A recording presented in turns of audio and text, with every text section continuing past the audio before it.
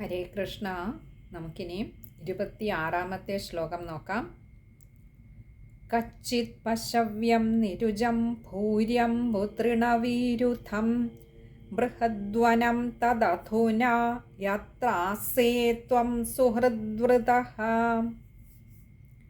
ഇനി നമുക്ക് അതിലെ പദങ്ങളുടെ അർത്ഥം നോക്കാം. ഇവിടെ തൊട്ടു മുൻപുള്ള ശ്ലോകത്തിൽ നമ്മൾ കണ്ടിരുന്നു ഏത് പ്രകാരത്തിലാണോ ഈ സജ്ജനങ്ങളുടെ സംഗമം ദുർലഭമായി തീരുന്നത്, അങ്ങനെയുള്ളിടത്തും ഭഗവാന്റെ ഒരു കാരുണ്യം കൊണ്ട് സജ്ജനമായിട്ടുള്ള നന്ദഗോപരെ കണ്ടുമുട്ടാൻ സജ്ജനമായിട്ടുള്ള വസുദേവർക്ക് ഭഗവാൻ അവസരമൊരുക്കി കൊടുത്തത്, അതേപോലെ ഈ ലോകത്ത് സജ്ജന സംഗമത്തിനായിക്കൊണ്ട് ഭഗവാൻ തന്നെ സത്സംഗങ്ങൾക്ക് വേദിയൊരുക്കുന്നു എന്ന് പറഞ്ഞിരുന്നു. ഇനിയും പറയുകയാണ്, ആ സത്സംഗത്തിൽ എപ്പോഴും നന്മ നിറഞ്ഞ സംസാരങ്ങൾ മാത്രമേ അവിടെ ഉണ്ടാവുകയുള്ളൂ. അതാണ് ഇവിടെ നമുക്ക് കാണിച്ചു തരുന്നത്. കച്ചിത് പശവ്യം നിരുജം ഭൂര്യംബു തൃണവീരുഥം. നമ്മൾ കഴിഞ്ഞ ഒരു ശ്ലോകത്തിൽ പറയുകയുണ്ടായി, നമ്മുടെ ഉള്ളിലെ വാസനകളാണ് നമ്മളെ പുറം ലോകം ഏത് നിറത്തിൽ കാണണം എന്ന് കാണിച്ചു തരുന്നത്. ഇപ്പോൾ നമുക്കറിയാം, ഇപ്പോൾ സ്ത്രീകളുടെ കാര്യം തന്നെ എടുത്താൽ ചില പുരുഷന്മാർക്കുമുണ്ട്, ചിലർക്ക് വസ്ത്രത്തിൽ അല്ലെ ഭയങ്കര ഭ്രമമുള്ളവരുണ്ട്. അങ്ങനെയുള്ളവർ തൻ്റെ ചുറ്റിനുമുള്ള ലോകത്തിൽ നോക്കുന്ന മറ്റുള്ളവരുടെ വസ്ത്രധാരണം എങ്ങനെ, എത്ര വിലപിടിപ്പുള്ളതാണ് ധരിച്ചിരിക്കുന്നത്.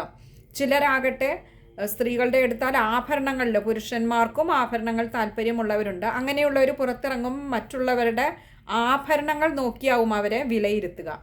എന്നാൽ വേറെ ചിലരാകട്ടെ തങ്ങളുടെ ആഡംബര വാഹനങ്ങളോ അല്ലെങ്കിൽ ആഡംബര ജീവിത രീതിയോ അങ്ങനെ ഏതേതൊന്നിലാണോ തൻ്റെ വാസനയുള്ളത് അതിനനുസരിച്ചാണ് തൻ്റെ ചുറ്റിനുമുള്ള ലോകത്തെ വിലയിരുത്തുന്നത്.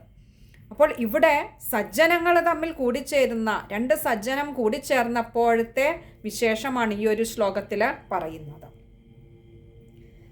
കച്ചിത്, കച്ചിത് എന്ന് പറഞ്ഞാൽ ഇവിടെ അങ്ങനെ ആയിരിക്കുമല്ലോ എന്ന് പറയുകയാണ് വസുദേവര് നന്ദഗോപരോട്. എന്ത്? പശവ്യം. പശവ്യം എന്ന് പറഞ്ഞാൽ പശുക്കൾക്ക്. നിരുജം, ഇവിടെ പശുക്കൾക്ക് എന്ന് പറയുമ്പോൾ പശവ്യം എന്ന് പറഞ്ഞാൽ പശുക്കൾക്ക് എന്താണോ അവർക്ക് ഹിതമായിട്ടുള്ളത്, അതായത് അവർക്ക് നല്ലതിനായിട്ടുള്ളത് എന്ന് പറഞ്ഞാൽ പശുക്കൾക്ക് വേണ്ടത് എപ്പോഴും പുല്ലാണ്. അപ്പോൾ അതുകൊണ്ട് തന്നെ ധാരാളം പുല്ലുള്ളതും അല്ലേ, അതാണ് പശുക്കൾക്ക് ഹിതമായിട്ടുള്ളത് അല്ലേ. അപ്പോൾ ധാരാളം പുല്ലുള്ളതും പശുക്കൾക്ക് ധാരാളം പുല്ലുകൾ ഉണ്ടായിരിക്കുമല്ലോ. പിന്നെ നിരുജം, നിരുജം എന്ന് പറഞ്ഞാൽ ദുഃഖങ്ങളില്ലാത്ത ഒരവസ്ഥ.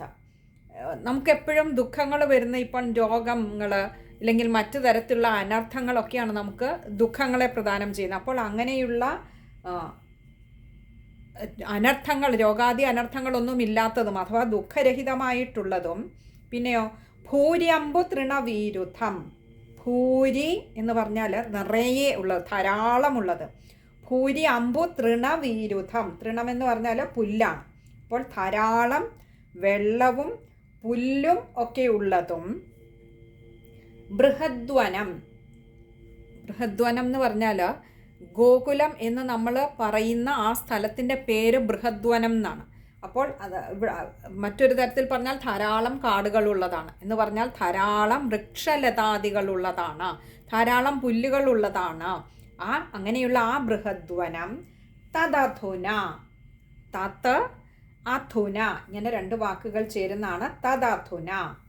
തത് എന്ന് പറഞ്ഞാൽ ആ എന്നുള്ള അർത്ഥം. ആ ബൃഹദ്വനം. അധുന ഇപ്പോൾ.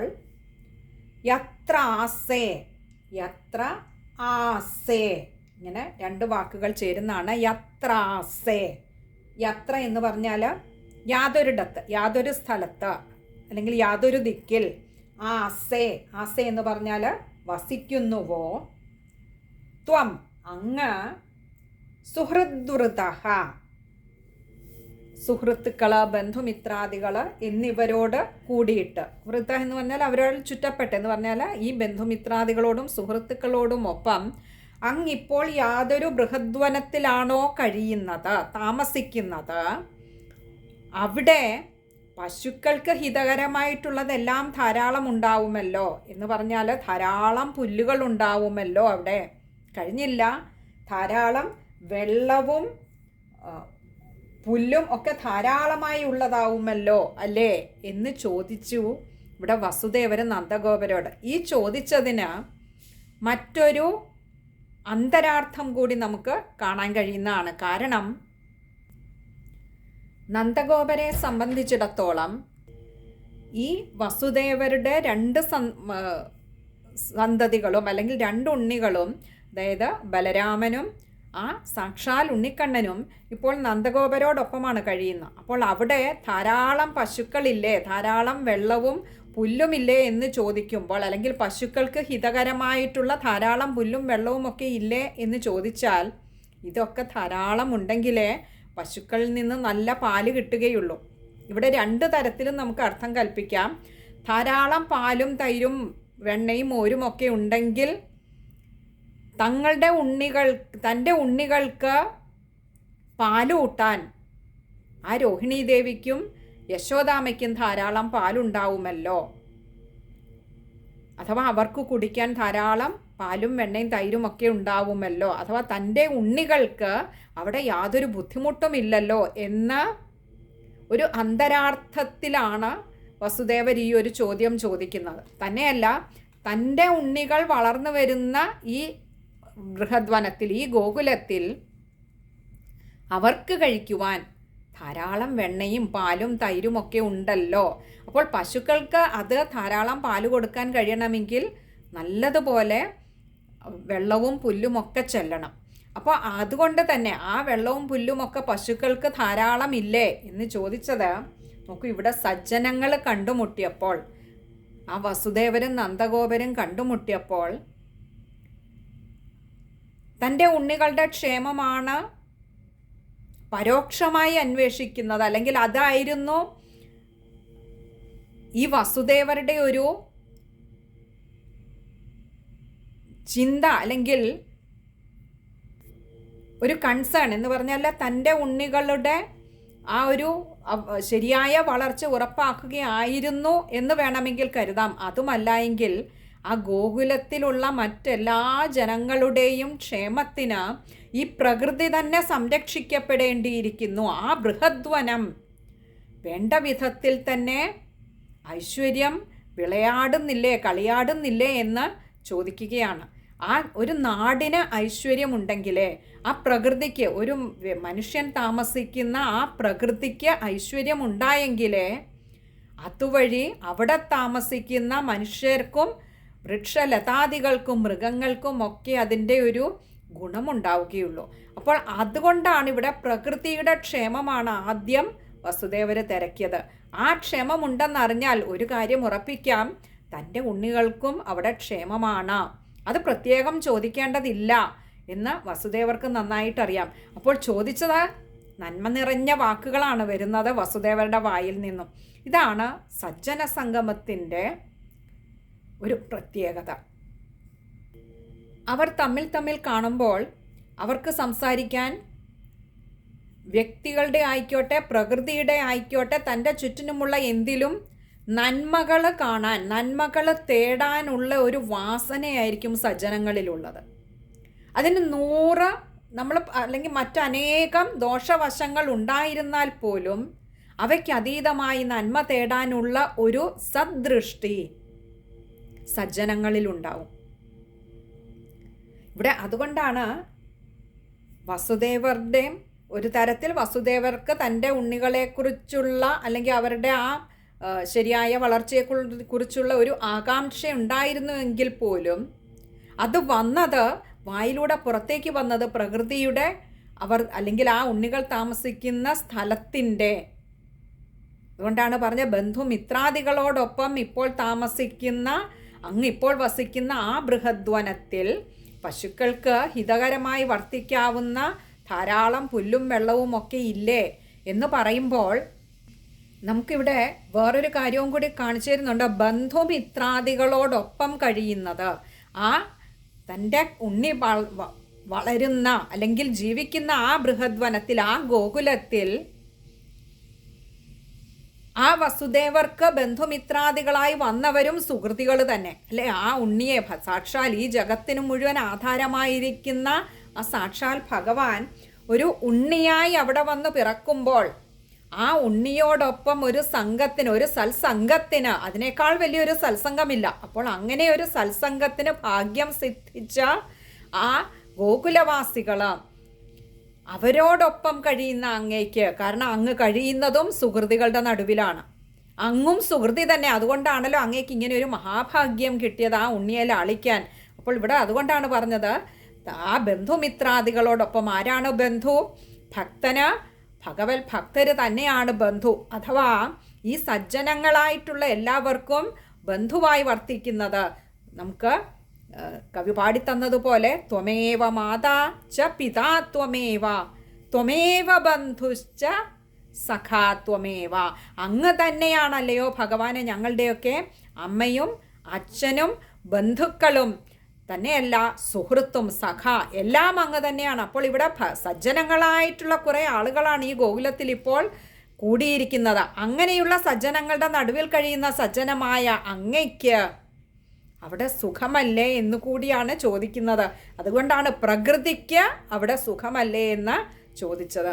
അപ്പോൾ ഈ ഒരു സത്സംഗം അല്ലെങ്കിൽ സജ്ജന സംഗമത്തിൻ്റെ നടുവിൽ കഴിയുന്ന സുഹൃതിയായ അങ്ങയോട്, നന്ദഗോപരോട്, വസുദേവർക്ക് ചോദിച്ചറിയാനുള്ളത് ആ പ്രകൃതിയുടെ, അവർ വസിക്കുന്ന ആ ബൃഹദ്വനത്തിൻ്റെ സൗഖ്യം, ആ ലോകത്തിൻ്റെ തന്നെ ആ ഒരു ലോകം, അവരുടെ ലോകം എന്ന് പറയുന്നത് ആ ബൃഹദ്വനമാണ്, അതിൻ്റെ സൗഖ്യമാണ്. ലോകത്തിന് മുഴുവൻ സുഖമാണെങ്കിൽ ലോകത്തിൽ വസിക്കുന്ന എല്ലാവർക്കും സുഖം തന്നെയാവും അല്ലേ. അപ്പോൾ ഇതുപോലെ ആചാര്യന്മാർ പറയാറുണ്ട്, നമ്മളൊരു കലത്തിൽ വെള്ളമൊഴിച്ച് ചോറ് വേവിക്കാൻ വെച്ചാൽ ചോറ് വെന്തു എന്നുറപ്പുണ്ടെങ്കിൽ അതിലെ ഓരോ അരിയും എടുത്ത്, ഓരോ ചോറും എടുത്ത് ഞെക്കി നോക്കേണ്ട കാര്യമില്ല. കാരണം ചോറ് വെന്തു എന്നുണ്ടെങ്കിൽ അത് എല്ലാ ചോറും ഒരുപോലെ, എല്ലാ അരിയും ഒരുപോലെ വെന്തിട്ടുണ്ടാവും. ഇതുപോലെ ലോകത്തിന് മുഴുവൻ സുഖമാണ്. ഈ ലോകമാകുന്ന കലത്തിൽ ഇരിക്കുന്ന ചോറ് മുഴുവൻ വെന്തു അല്ലെങ്കിൽ അത് പാകമായിട്ടുണ്ടെങ്കിൽ, ഐശ്വര്യം നിറഞ്ഞിട്ടുണ്ടെങ്കിൽ ലോകത്തിലെ എല്ലാ വ്യക്തികൾക്കും അതിൻ്റെ ആ ഒരു ഐശ്വര്യം അവർക്കും ഉണ്ടാവുന്നുണ്ടെന്നർത്ഥം. അല്ലെങ്കിൽ അവരും ഐശ്വര്യമായി കഴിയുന്നു എന്നർത്ഥം. ഇവിടെ ആ ഭഗവാനെ നേരിട്ട് കാണാനും ഉണ്ണിയായി വന്ന് കാണിച്ച ലീലകൾ കാണാനും അത് ആസ്വദിക്കാനും ഭാഗ്യം സിദ്ധിച്ച സുഹൃതികളായ ആ ഗോപസ്ത്രീകളും ഗോപന്മാരും കഴിയുന്ന ബൃഹദ്വനത്തിലെ സുഹൃതിയായ നന്ദഗോപര്,